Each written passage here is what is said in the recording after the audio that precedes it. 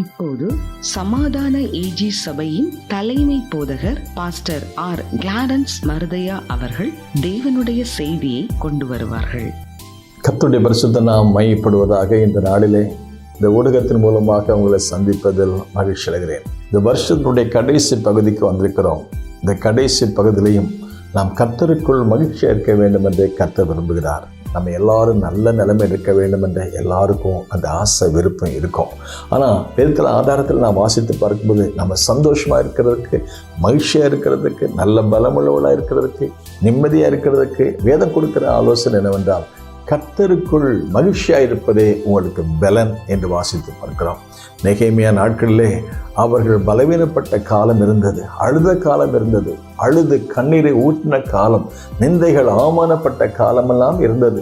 இடிந்து போன அலங்கத்தை கட்டி எழுப்பி கர்த்தருக்கு மகிமை செலுத்தின பொழுது எஸ்ரா எனப்பட்ட தேவ மனுஷன் அந்த தேவனுடைய பிரசன்னத்தில் கர்த்தருடைய வசனத்தை வாசித்த பொழுது ராத்திரி முழுவதும் இந்த வசனத்தை கேட்டு ஆண்டவருக்கு நன்றி சொல்லி அவர் முகம் குப்புற விழுந்து கர்த்தரை பணிந்து கொண்டார். அருமையான தேவனுடைய பிள்ளைகளே, இந்த நாளிலேயும் கர்த்தருடைய வசனத்துக்கு கொடுக்கிற ஒரு முக்கியத்துவத்தை நாம் கொடுக்க வேண்டும். ஏனென்றால் அவர் தம்முடைய சொந்த குமாரனையே நமக்கு தந்து அவர் மூலமாக நமக்கு அவருடைய வசனத்தையும் தந்திருக்கிறாரே. ஒரு நாட்களிலே பங்கு பங்காக வகை வகையாக பிதாக்களிடத்திலே திருவுளம் பெற்ற தேவன் கடைசி நாட்களில் அவருடைய குமாரனாய் இயேசு கிறிஸ்து மூலமாக நமக்கு அவரையும் அவருடைய வசனத்தை தந்திருக்கிறாரே. அந்த வசனம் அதை நாம் வாசிப்போம், அதை தியானிப்போம், அதன்படி நம்முடைய வாழ்க்கையை நாம் அமைத்துக் கொள்வோம். நம்முடைய வேதம் என் மனமகிழ்ச்சி. இரண்டாவது, அப்போஸ்தலர் அப்படி புஸ்தகத்தில் வாசித்து பார்க்கும்போது தேவன் நமக்கு வாக்குத்தத்தம் பண்ண அந்த உன்னதத்தின் பலனை பெற்றுக்கொள்ள வரை நீங்கள் எருசலேமிலே காத்திருங்கள். காத்திருப்பது என்பது கடினமான ஒரு காரியம்.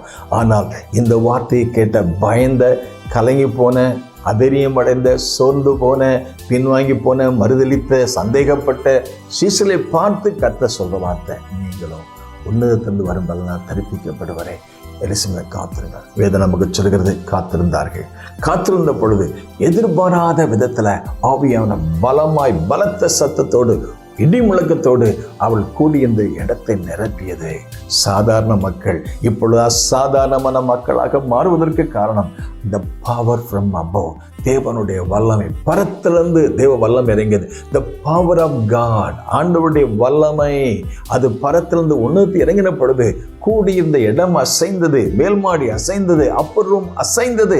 உங்கள் வாழ்க்கை அசையும், உங்கள் வாழ்க்கை மாறும், உங்கள் வாழ்க்கையை மறுரூபமாக்கப்படும். சாதாரண மக்கள் அசாதாரணமான மக்களாக மாற, சாதாரண சீஷர்கள் அசாதாரணமான சீஷர்கள் மாற, பயந்தவர்கள் தைரியத்தோடு பிரசங்கம் பண்ணுவதற்கு அந்த அனாயிண்டிங் அபிஷேகத்தை பெற்றுக்கொள்ளுங்கள். தேவனுடைய வசனமும் தேவனுடைய அபிஷேகமும் நம்முடைய வாழ்வுக்கு மகிழ்ச்சியை கொண்டு வரும். இந்த வார்த்தை உங்களுக்கு பிரயோஜனமாக நம்புகிறேன். May God bless you.